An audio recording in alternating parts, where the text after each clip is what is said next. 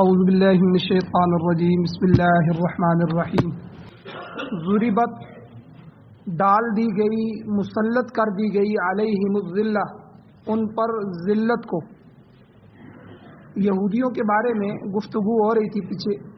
اللہ کہتے ہیں کہ ان یہودیوں پر ذلت کو ڈال دیا گیا، اینما ثقفوا جہاں کہیں بھی وہ پائے جائیں۔ دو صورتوں میں وہ بچے ہوئے ہیں، الا بحبل من اللہ وحبل من الناس، مگر اللہ کی رسی کے ساتھ اور لوگوں کی رسی کے ساتھ۔ وباءوا بغضب من اللہ اور وہ اللہ کا غضب لے کر لوٹے۔ وضربت علیہم المسکنہ اور ڈال دی گئی، مسلط کر دی گئی ان پر مسکنت، عاجزی، عجز۔ اللہ کہتے ہیں یہ اتنے بڑے عذاب ان کو کیوں دیے گئے؟ ذالک اللہ کہتے ہیں یہ اس لیے ہے کہ بِأَنَّهُمْ كَانُوا يَكْفُرُونَ بِآيَاتِ اللَّهِ، وہ اللہ کی آیات کا انکار کرتے تھے، کفر کرتے تھے۔ اور دوسرا کام وَيَقْتُلُونَ الْأَنْبِيَاءَ بِغَيْرِ حَقٍّ، کہ وہ انبیاء کی جماعت کو، نبیوں کو قتل کرتے تھے ناحق۔ ان دو بڑی جو ہے چیزوں کی وجہ سے اللہ نے ان کو اتنی بڑی سزا دی۔ اور یہ دو کام کیوں کرتے تھے؟ اللہ کی آیات کا انکار اور نبیوں کا ناحق قتل کیوں کرتے تھے؟ اللہ کہتے ہیں ذالک یہ اس وجہ سے کہ بما عصوا، کہ وہ نافرمان ہو چکے تھے، وکانوا یعتدون اور حد سے تجاوز کرنے والے تھے۔ پھر آگے اللہ تعالیٰ فرماتے ہیں لیسوا سواء، یہ سب کے سب یہودی ایک جیسے نہیں ہیں، برابر نہیں ہیں، بلکہ من اہل الکتاب امت، اہل کتاب میں ایک جماعت ایک ایسی ہے، قائمت کہ جو حق کے راستے پر قائم رہنے والی ہے، یتلون آیات اللہ آناء اللیل، کہ وہ اللہ کی آیات کو تلاوت کرتے ہیں رات کی گھڑیوں میں، وہم یسجدون اس حال میں کہ وہ اللہ کے سامنے سجدہ ریز ہوتے ہیں، سجدہ کرتے ہیں۔ یؤمنون باللہ وہ اللہ پر ایمان رکھتے ہیں، والیوم الآخر اور آخرت کے دن پر بھی ایمان رکھتے ہیں، ویأمرون بالمعروف اور وہ جماعت نیکی کے کاموں کا حکم کرتی ہے، وینہون عن المنکر اور برائیوں سے روکتی ہے، ویسارعون فی الخیرات اور سبقت لے جانے والے ہیں، جلدی کرنے والے ہیں نیکیوں کے کاموں میں، واولئک من الصالحین اور یہی وہ لوگ ہیں جو صالحین میں سے ہیں، نیکوکاروں میں سے۔ آگے اللہ فرماتے ہیں وما یفعلوا من خیر، وہ کوئی بھی نیکی کا کام کریں گے تو فلن یکفروہ، ہرگز اس کی ناقدری نہیں کی جائے گی۔ واللہ علیم بالمتقین اور اللہ تعالیٰ تو متقین کو جاننے والے ہیں۔ سورہ آل عمران کی آیت نمبر 112، 113، 114 اور 115، یہ 4 آیتیں آپ کے سامنے تلاوت ہوئی ہیں اور ان کا ترجمہ آپ نے سماعت فرمایا۔ سب سے پہلے ربط آیات ہے، ان آیتوں کا پچھلی آیتوں سے ربط کیا ہے؟ گزشتہ درس میں یہ بات بیان ہو چکی ہے کہ جس طرح حضور نبی کریم صلی اللہ علیہ وسلم تمام انبیاء سے افضل ہیں، اسی طرح آپ کی یہ امت یعنی میں اور آپ، یہ امت بھی حضور کی تمام امتوں سے افضل ہے۔ اور یہ اللہ تعالیٰ کے علم ازلی میں یہ چیز موجود تھی، اللہ کے علم میں تھا کہ یہ امت سب سے افضل ہے، اور لوح محفوظ میں بھی اللہ نے اس کو درج کر دیا تھا۔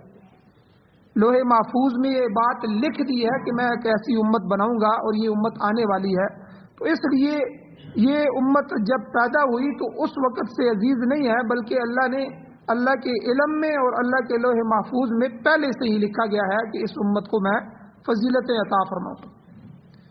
اس کے بعد اللہ تعالیٰ نے اہل کتاب سے شکوہ کیا کہ وہ بھی اگر نبی آخر الزمان پر ایمان لے آتے تو بہترین امت میں شامل ہو جاتے اور یہ ان کے لیے بہتر ہوتا، مگر وہ اپنے باطل عقیدوں پر اڑے ہوئے ہیں، ضد اور تعصب کی وجہ سے حضور اور اسلام کے قرآن کے دشمن بن گئے ہیں اور وہ خیر امت سے محروم ہو گئے۔ پھر اگلی آیتوں میں اللہ نے فرمایا ان میں سے کچھ ایمان والے بھی ہیں لیکن وہ اکثرهم الفاسقون، اکثر ان میں فاسق ہیں۔ پھر اگلی آیت میں اللہ تعالیٰ نے اہل ایمان کو تسلی دی کہ ان یہودیوں سے، عیسائیوں سے، اہل کتاب سے تم نے کوئی خطرہ محسوس نہیں کرنا. یہ لوگ تمہیں زبانی حد تک تو ستا سکتے ہیں، زبان سے کچھ کہہ سکتے ہیں، مگر تمہارا کوئی نقصان نہیں کر سکتے. اگر تمہارے مقابلے میں آئیں گے، تم سے لڑیں گے، تو لڑائی میں ہمیشہ یہ پیٹھ دکھا کر بھاگیں گے اور کبھی تم سے لڑ نہیں سکیں گے. چنانچہ نزول قرآن کے زمانے میں آپ دیکھیں کہ خیبر کے جو یہودی ہوئے ان کو شکست ہوئی، حضور علیہ السلام کے زمانے میں ان کو شکست ہوئی، اور پھر حضور کے زمانے میں ہی اللہ کے نبی کے ہاتھوں مدینے کے اطراف میں، مدینہ کے ارد گرد جو آباد یہودی قبائل تھے، بڑے بڑے بنو نذیر تھے اور بنی قریظہ تھے، بنو قینقاع تھے، یہ 3 بڑے قبیلے تھے، ان کو جو ہے شکست ہوئی اور یہ ذلیل و خوار ہوئے. اور تاریخ گواہ ہے، تاریخ شاہد ہے کہ مسلمانوں کے مقابلے میں رومیوں نے شکست فاش کھائی، عیسائیوں نے ہمیشہ شکست کھائی. شام اور مصر کے علاقے اللہ تعالیٰ نے ان سے پاک فرمائے.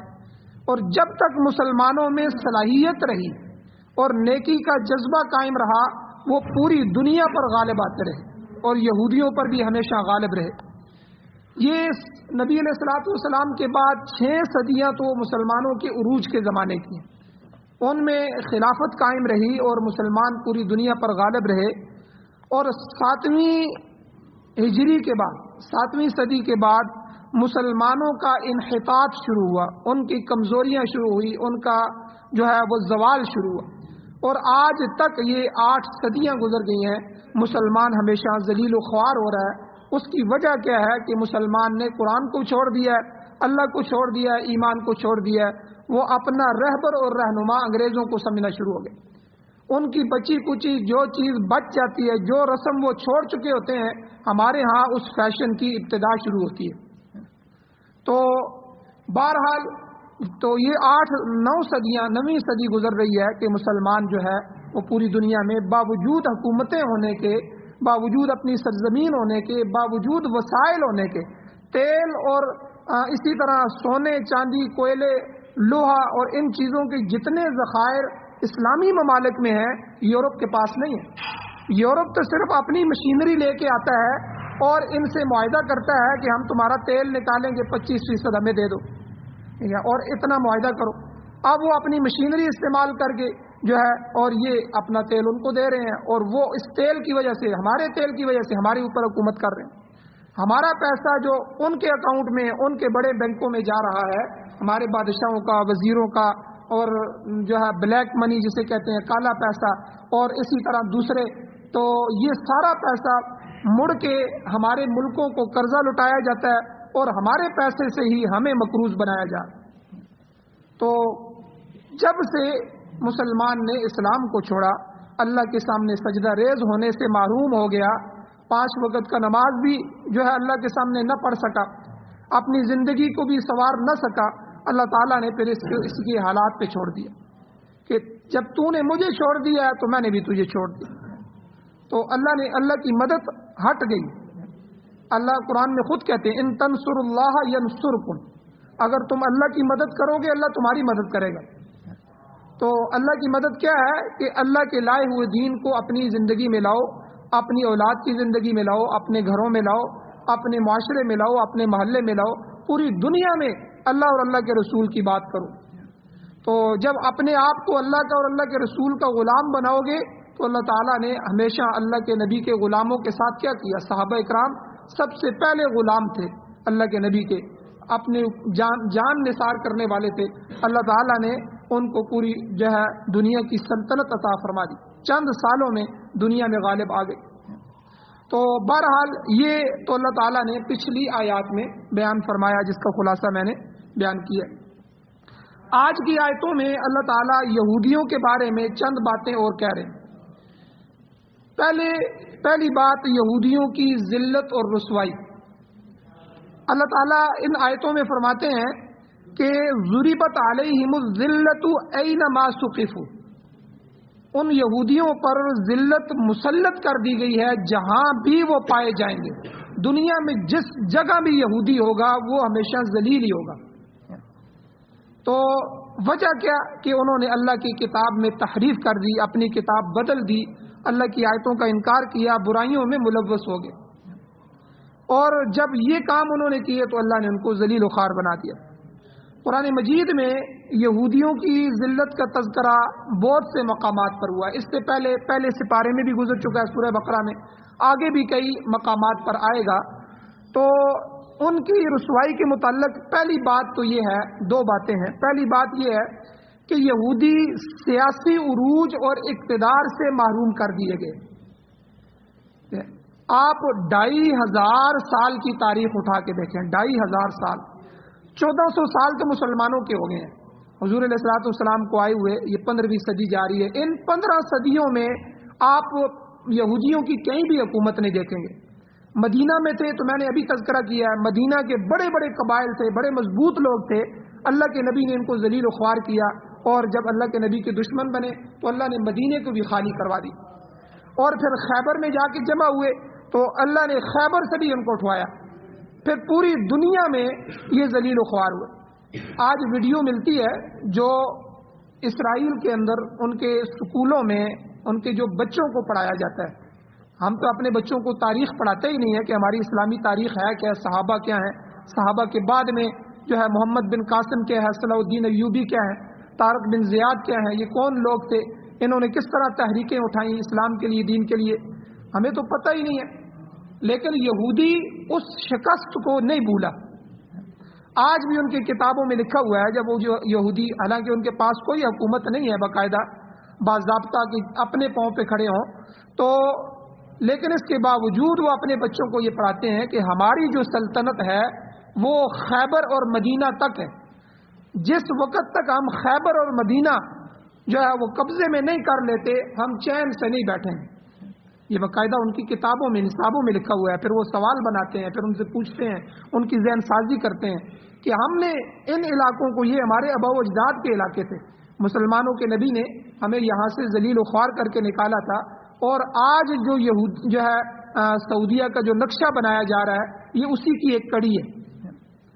تو آج سے 1 صدی پہلے آپ دنیا کا اگر نقشہ اٹھائیں، دنیا کے نقشے میں آپ ان کے جو بحری بیڑے ہیں، بحری بیڑے دیکھیں، جو سعودیہ ہے، مصر ہے، اور یہ شام ہے اور لبنان ہے، یہ جتنے بھی علاقے ہیں، یہ عراق وغیرہ، ان کے ارد گرد سمندر ہے، ہر طرف سمندر ہے، اور ان سمندروں میں تقریباً 23-24 کے قریب بحری بیڑے کھڑے ہیں، اور یہ تقریباً پونی صدی ہو گئی ہے، 70-80 سال سے وہ کہتے ہیں یہ ہمارے ہیں، اور یہ عیسائیوں کے کھڑے ہیں، اور پیچھے ان کی پشت پر یہودی ہیں۔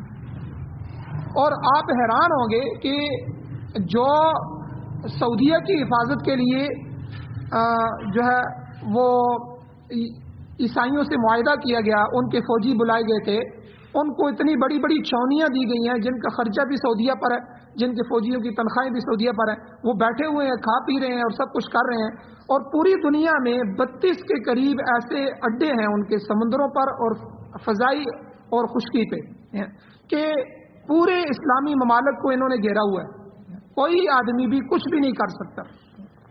تو مصر کے اندر، مصر کے صحرا ہیں کہ ہمارے جو ہے پورے 2 صوبوں جتنے علاقے ان کے قبضوں میں، مصر کے اندر، جہاں کوئی مصری بھی نہیں جا سکتا۔ تو بہرحال یہ ان یہودیوں کی جو، لیکن اس سب کے باوجود یہاں اللہ نے جو ذلت ان پر مقدر کی، ایک بات یہ فرمائی کہ سیاسی عروج اور اقتدار سے اللہ نے اس قوم کو محروم کر دیا، اور یہ 2500 سال کی تاریخ، یعنی 1500 سال ہمارے گزر کے 15 صدیاں، ان میں بھی ہم نے آج تک نہیں دیکھا کہ کوئی یہودی کسی جگہ اپنا ایک محلہ بھی بنا سکا ہو، یعنی اللہ نے اتنا ذلیل کیا ہے۔ حالانکہ ساری دنیا سے زیادہ دولت یہودیوں کے پاس، دولت میں سب سے زیادہ ہے، اور دنیا میں ان کی ملٹی نیشنل کمپنیاں جو ہیں اکثر یہودیوں کی ہیں، جگہ جگہ ان کی کمپنیاں موجود ہیں، مال موجود ہے، ٹھیک ہے، اور حکومتوں میں ان کے بندے موجود ہیں جن ملکوں نے ان کو تسلیم کیا وہاں، لیکن ان سب کے باوجود اللہ نے ان پر ذلت مسلط کی ہے کہ سیاسی عروج اور اقتدار ان کو نہیں مل سکے۔ اور 15 صدیاں تو ہماری ہوئی، 15 صدیوں سے پہلے 6 صدیاں حضرت عیسیٰ علیہ السلام، ہمارے نبی اور حضرت عیسیٰ علیہ السلام کے درمیان 600 سال کا فاصلہ ہے، تو یہ 6 صدیاں، تو 21 سال یہ ہو گئے۔ 21 سال سے پیچھے حضرت عیسیٰ علیہ السلام سے پہلے یہودی تھے، وہ مذہب تھا آسمانی، ٹھیک ہے، اور بنی اسرائیل جس کو کہتے ہیں، تو شروع کے جو ان کے سال ہیں، ان کی عظیم الشان سلطنتیں اور حکومتیں موجود تھیں، اللہ نے ان کو بڑا عروج دیا تھا، تو لیکن جب انہوں نے اللہ کے ساتھ، اللہ کے نبیوں کے ساتھ بغاوت کی، تو اللہ تعالیٰ نے ان کو ہمیشہ کے لیے محروم کر دیا، اور محکومی کی زندگی، خود حاکم نہیں بن سکے، محکومی کی زندگی گزار گئے ہیں۔ اس لیے اللہ نے فرمایا اینما ثقفوا، کہ اس کا مطلب یہی ہے کہ یہ لوگ جہاں کہیں بھی ہوگے ذلیل و خوار ہو کر گزر اوقات کریں گے، کبھی جو ہے ان کو عروج نہیں حاصل ہوگا، ایک بات۔ دوسرا، یہودیوں کی ذلت سے دوسرا مراد کیا ہے؟ دوسری بات یہ ہے کہ یہ لوگ عزت نفس سے محروم ہیں۔ اب غریب آدمی بھی ہو لیکن عزت نفس ہر ایک کے پاس ہوتی ہے۔ اب آپ یہودی کو دیکھیں گے کہ کروڑ پتی ہے لیکن اس کے باوجود بھکاریوں کی زندگی گزار رہا ہے، بھکاریوں کی طرح۔ جیسے میں آپ کو ایک مثال دیتا ہوں، ہمارے ہاں یہ جو کئی گجر لوگ ہوتے ہیں جنہوں نے بھینسیں رکھی ہوتی ہیں، اب 100 200 بھینس ہے، بظاہر وہ کروڑ پتی ہوتے ہیں لیکن کبھی ڈھنگ کے کپڑے پہنے ہوئے آپ نے ان کو نہیں دیکھے ہوں ابھی تو، حالانکہ یہ تو چلو ان کی مجبوری ہے، مسلمان ہے، یہ تو انہوں نے رہنا ہی اس میں ہوتا ہے، لیکن یہودی جو ہے ان کا یہ ہے کہ ارب پتی کروڑ پتی ہونے کے باوجود بھی اپنے آپ کو عاجز ظاہر کرے گا کہ جیسے میرے پاس کچھ بھی نہیں ہے، فقیر ظاہر کرے گا، بھکاریوں کی زندگی گزار رہے ہیں۔ اس کی وجہ یہ ہے کہ مال سے انتہائی محبت۔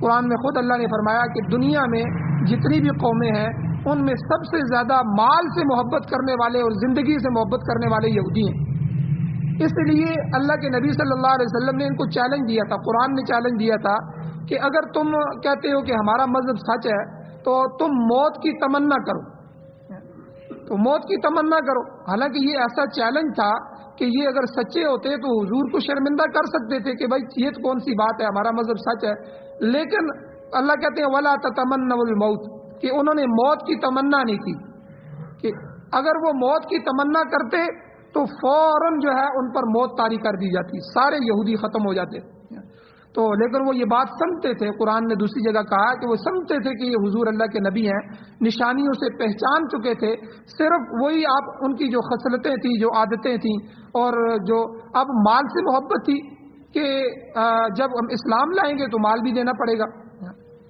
اور پھر ان کی ایک اور عادت ہے کہ ہر کام میں سازش، ہر کام میں سازش، اور ایک عادت ان کی بری یہ ہے کہ ہر قوم سے مکاری، چلاکی، یعنی صرف مسلمانوں کے ساتھ نہیں، جس قوم کے ساتھ جو بھی ان کے ساتھ دوست بنے گا ہمیشہ اس کو یہ نقصان دیں گے، اس کے ساتھ مکاری والا، چلاکی والا معاملہ کریں گے۔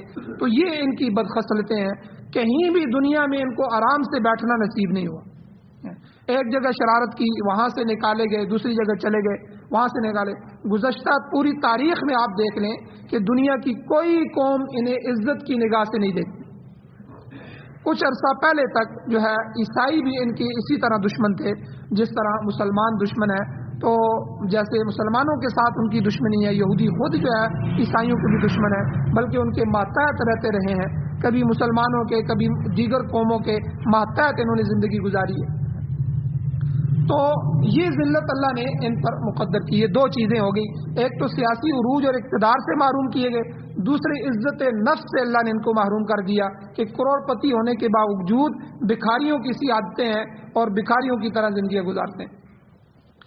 آگے اللہ نے خود فرمایا یہ جو دنیا میں اب باقی ہیں یہ دو وجہ سے باقی ہیں، الا بحبل من اللہ وحبل من الناس، اللہ کی رسی کو انہوں نے پکڑا ہوا ہے اور لوگوں کی رسی کو پکڑا ہوا ہے، اور اللہ نے ان دو وجہ سے ان کو باقی رکھا ہوا ہے۔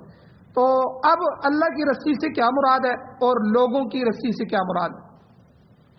بعض مفسرین فرماتے ہیں، یہاں مفسرین کے دو گروہ ہوئے ہیں حبل من اللہ میں، اللہ کی رسی سے کیا مراد ہے؟ ایک گروہ مسلمان جو ہے مفسرین کا، تفسیر کرنے والے حضرات کا ایک طبقہ کہتا ہے کہ اللہ کی رسی سے مراد تورات کی وہ بچی کچھ ہی رسمیں ہیں جن پر یہ لوگ عمل کرتے رہتے ہیں، گویا تورات کیونکہ اللہ کی کتاب رہی ہے تو اس لیے کسی حد تک ان کی وابستگی جو ہے یہ دنیا میں جیسی کیسی زندگی گزار رہے ہیں یہ اسی وجہ سے گزار رہے ہیں. اگر اتنا بھی نہ ہوتا تو یہ لوگ صفحہ ہستی سے مکمل مٹ چکے ہوتے، ان کا نام و نشان بھی باقی نہ رہتا. اور دوسرے مفسرین کہتے ہیں کہ اللہ کی رسی سے مراد اللہ کا عہد و پیمان ہے.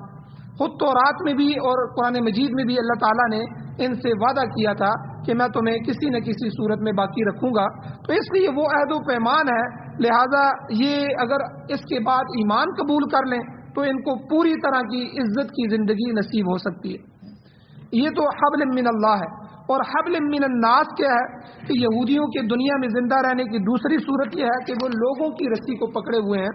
یعنی کیا مطلب کہ دوسرے لوگوں کے ساتھ معاہدہ کر کے ان کے ماتحت ہو کر زندگی کو قبول کرتے ہیں تو پھر یہ ذلت سے بچ رہے ہیں. تو اس میں بھی مفسرین کے دو گروہ ہیں. ایک گروہ مفسرین کا کہتا ہے کہ حبل من اللہ کا ترجمہ اللہ کی دستاویز ہے اور حبل من الناس سے لوگوں کی دستاویز ہے. مقصد وہی ہے کہ یا تو تورات سے کسی حد تک لگاؤ کی وجہ سے بچے ہوئے ہیں یا پھر دوسری قوموں کے ساتھ عہد و پیمان کر کے ان کے ساتھ معاہدے کر کے ایگریمنٹ کر کے جو ہے گزر اوقات کر رہے ہیں. تو اور دوسرا جو ہے بعض مفسرین دوسرا جو گروہ ہے وہ کہتے ہیں حبل کا معنی ذمہ ہے، یعنی اللہ کا ذمہ اور مسلمانوں کا ذمہ. اگر اللہ تعالیٰ ان کو اپنی امان میں لے لے یا مسلمان ان کی حفاظت کی ذمہ داری اٹھائیں تو ذلت سے بچ سکتے ہیں. تو بعض مفسرین تیسرا طبقہ فرماتا ہے کہ ناسن سے مراد یہاں حبل من الناس جو اللہ نے فرمایا یہ عام لوگ ہیں. اگر کوئی دوسری قوم بھی ان کی پشپنائی کرے گی تو رسوائی سے بچیں گے. آج بھی اگر آپ اسرائیل کو دیکھیں تو اسرائیل جو ہے خود اپنے پاؤں پہ کھڑا نہیں ہے بلکہ اس کو دنیا کی بڑی طاقتوں نے سہارا دیا ہوا. انہوں نے اس کو بزور جو ہے اپنے بچے کو، ڈرے ہوئے بچے کو جو ہے اٹھا کے کھڑا کرتے ہیں. اب بھی اسرائیل کو پوری دنیا سے خطرہ ہے کہ اب یہ ہمیں ختم کر دیں گے. ہمیشہ وہ ہر ملک کو لالچ بھی دیتے ہیں ہم تم سے تجارت کریں گے، یہ کریں گے، وہ کریں گے. اور کئی ممالک سے انہوں نے اپنے آپ کو منوانے کی بھی کوشش کی ہے، عربوں کے پیچھے بھی لگے ہوئے ہیں. یعنی منتیں کر رہے ہیں کہ ہمیں تسلیم کیا جائے اور ہمیں کچھ نہ کہا جائے. تو اتنی طاقت ہونے کے باوجود بھی یہ دنیا بھر کی ذلتیں اللہ نے ان کے مقدر کر دی ہیں.